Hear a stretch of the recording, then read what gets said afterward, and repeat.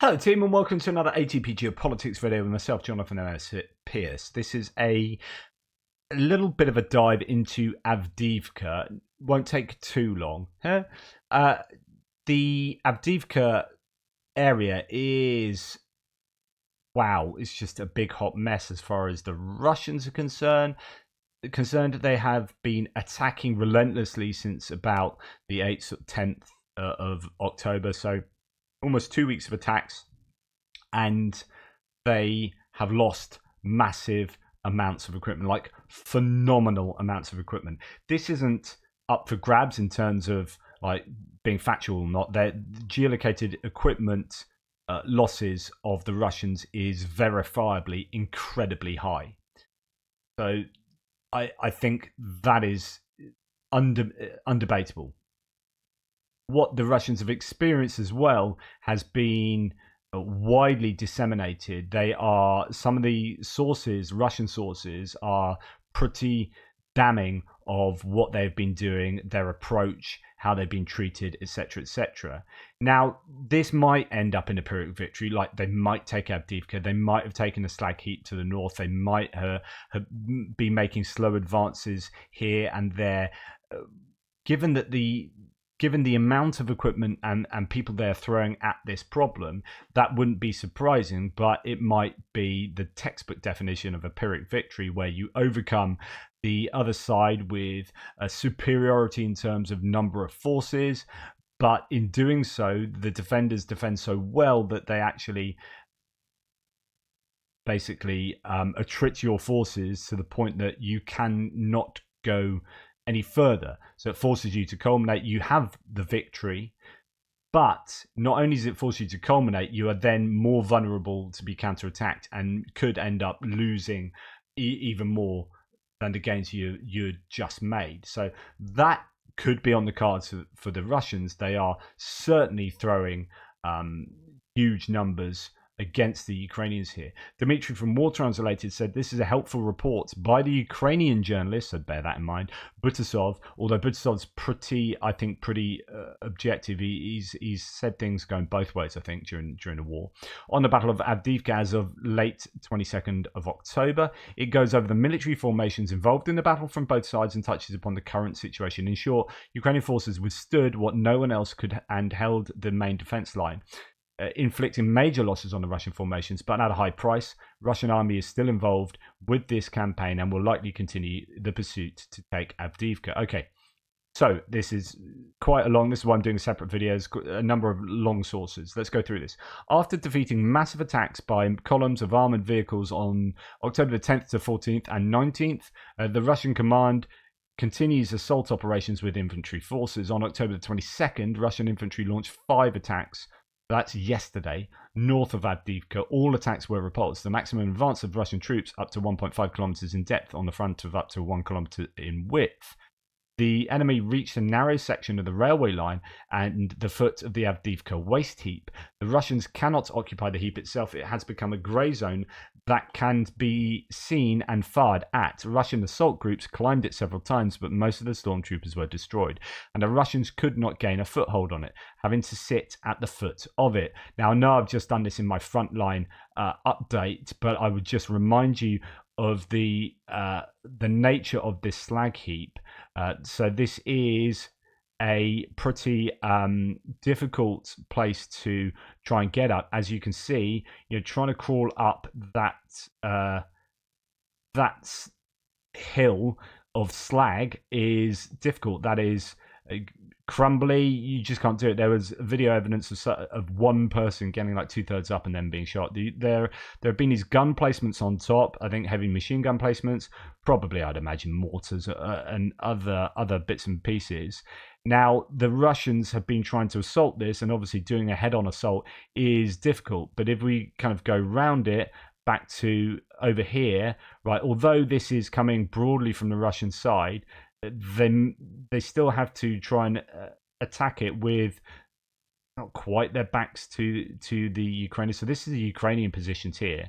They're looking at it this way. The main road up there comes from the Ukrainian side, and there's a side road up there here The Russians have apparently been coming around here and then driving, trying to get up there. That's what reporting from Ukraine reported. And that is just fairly suicidal. They've lost an awful lot of equipment in so doing, but have apparently got a couple of pieces up there and taken out some of the placements here. So reporting from Ukraine implies that this is now a grey zone, as we can kind of get from that Dmitry war translated source, or from Butasov. They've got to the foot of it, but don't necessarily control it. Russian troops crawled into a narrow pocket in the lowlands, which is fire controlled, and now the Russians have to make a rotation, a maneuver with heavy losses. The Russians will not be able to hold their positions in the lowlands if they are under such constant fire. Let me remind you that the 114th Motorized Rifle Brigade of the Armed Forces of the Russian Federation launched an offensive north of Avdiivka in the villages of Stepova and Badichi with the aim of cutting the main road connecting the city with the city on October the 1st. Okay, let's see what he means by that. Let's come out of 3D, and hopefully that was of some use concerning the slag heap. You got the railway line up here. You got Stepova and Badichi trying to cut across here, but failing and being pushed back. This has been a bit of a kill box, I think, this whole area, as has kind of this whole area here.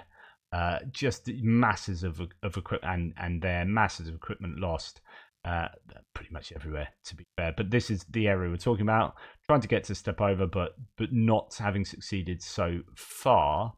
On October the 10th to the 14th, the Russians launched additional forces into the attack, 2 fresh motorized rifle brigades, the 15th and 21st. There was talk that the Russians had been stockpiling equipment and ammunition for this since winter. So this has been a long-term goal. Some were saying that with Putin visiting Rostov, they wanted to take it by then, so that Putin had some kind of happy news to go to when he visited Rostov, but it was kind of went in the other direction.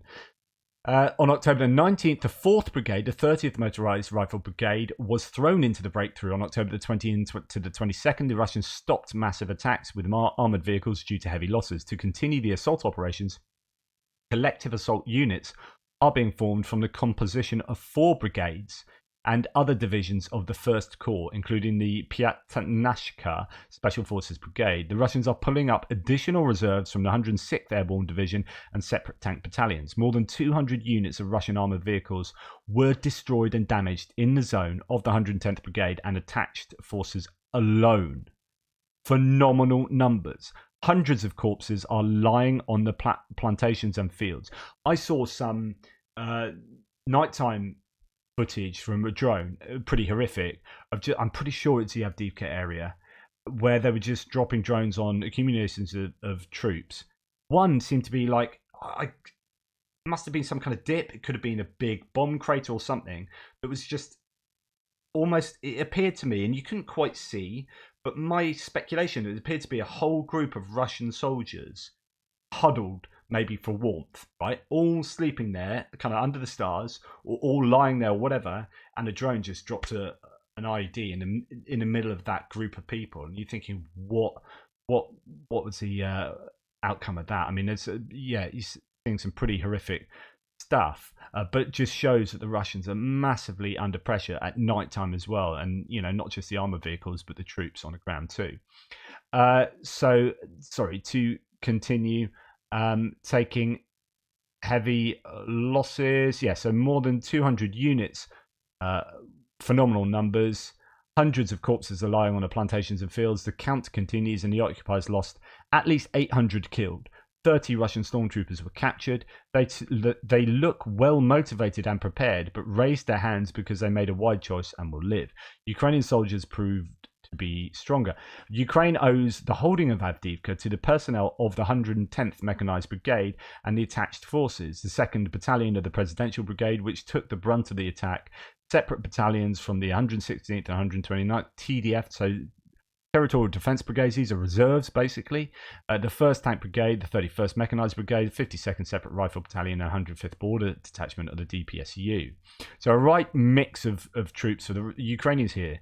There are no words to describe the heroism of the soldiers of the 110th Mechanised Brigade. The brigade has been defending Avdiivka without any rotations at all for 1.5 years. A significant number of soldiers constantly live in their positions without any exits from Avdiivka, which is fired at from all types of weapons. More so, they live and continuously fight in the positions. It is even hard to imagine since September the 30th, the 110th Brigade and attached units have been fighting continuously. These men of steel fight in conditions that no army in the world can withstand. The Russians simply run away in such conditions. Our soldiers are tired from long battles. The Russians also hope that the Ukrainians will get tired of killing them. The defenders of Avdiivka need to be replenished and strengthened in order to be able to gradually give rest to the soldiers during 23 days of continuous combat. And then finally, currently the enemy is trying to, this is a second part to it, enemy is trying to ease the situation by creating an advantage in forces south of Avdiivka. The 9th, 110th and 55th Motorized Rifle Brigades of the Russian Armed Forces are attacking here. The enemy is trying to break through the defense of the 53rd Mechanized Brigade of the Armed Forces of Ukraine in the Vodyany-Opitny area. The enemy has an advance in this area. However, the Ukrainian troops reliably hold the flanks and inflict significant losses on the Russians. Okay, so this is now moving to the south, where the Russians have advanced both here and here towards Siverny and towards Tonyenki, but they have also been pushed back.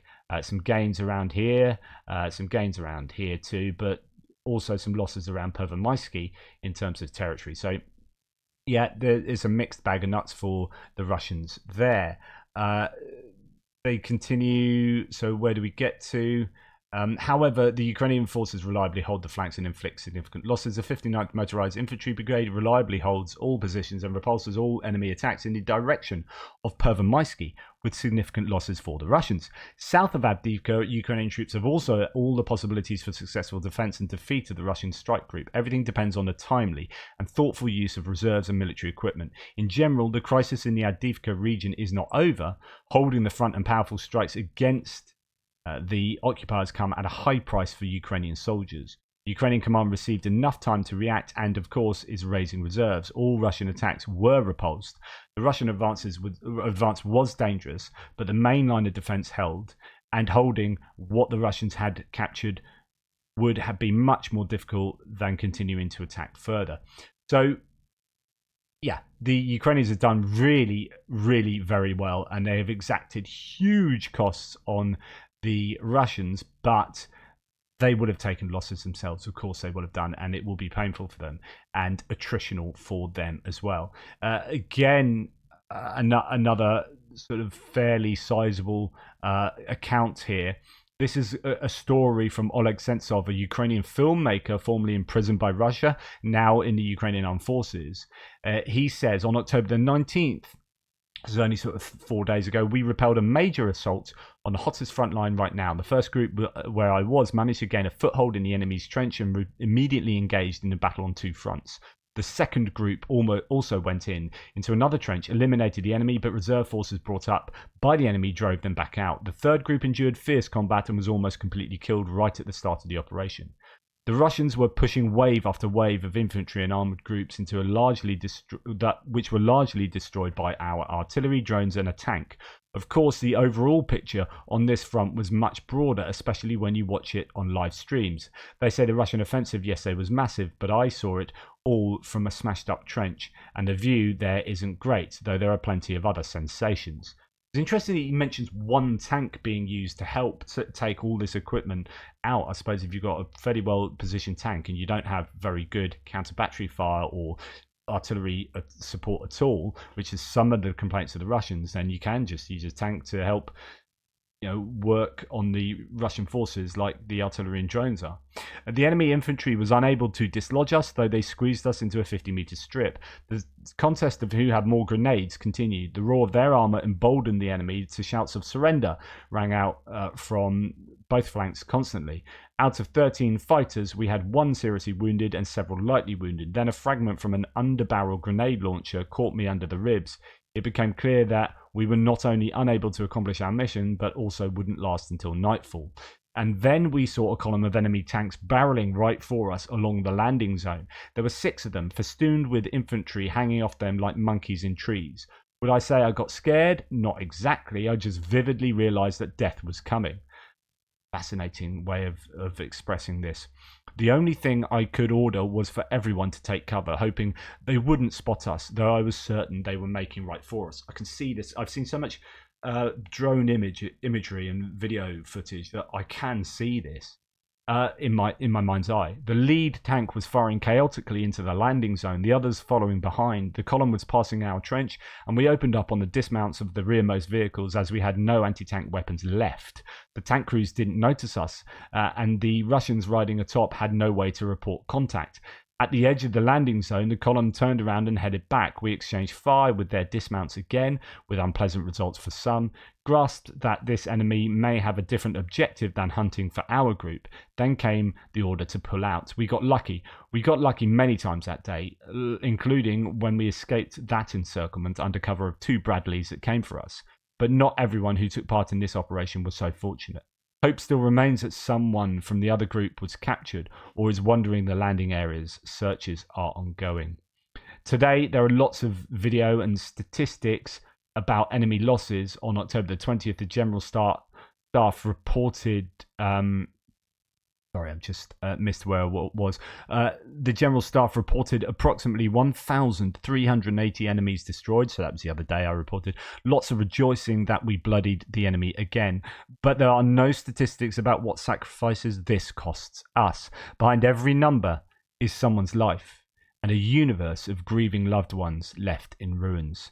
This sorrow remains mostly with the families of the fallen and their comrades in arms. Eternal memory for the fallen heroes. You can imagine if he survives this as a filmmaker, he'll be wanting to commit some of this to film. Goodness me, I'm sure there's 100,000 such stories. Battle for Avdiivka situation as of October the 22nd. So this is Anton Gerashchenko, who is the Ukrainian Internal Affairs Minister for Internal Affairs of Ukraine. Quote, rifle battles do not stop at any time of day or night. Russians throw large forces with infantry into armored vehicles. They have crazy losses, but that doesn't stop them. The assaults continue. They push like mad and put down in dozens and are put down in dozens, and after some time come again. There's so many of them. That's the head of Avdiivka Military Administration, Barabash. And the rest is what we've already heard from Butasov there. So it just goes into that. And then just finally, this one from Dmitry from Raw Translated again, saying Russian serviceman Dmitry Filatov, known as Vozhak Z on Telegram, says that Russian soldiers who rotate from Avdiivka return with empty, icy eyes after heavy battles. He also says the Avdiivka strongpoint is hidden underground and little Ukrainian activity is noticed on the surface. There is a number of these places, or there are a number of these places, there is a number of places along this Avdiivka front line where this is the case, but one of them is a Zenit underground fortification, which I think might be here. Andrew Perpetua often talks about this. He says it just won't be taken. It's like a nuclear bunker that just it will be too difficult for the Russians. They've tried a number of times and have not succeeded. And that could be what is being referenced here. I don't know. So day 13th is this translation claim. It starts. It was relatively calm in our area today, 22nd of October. This means that the enemy's artillery and tanks did not pound us like crazy. Today, the main battles took place in the north and southwest in the area of Pisky and Opitny. There, the enemy launched a counterattack. So I think that's the Ukrainians launching a counterattack. So the enemy here is the Ukrainian side.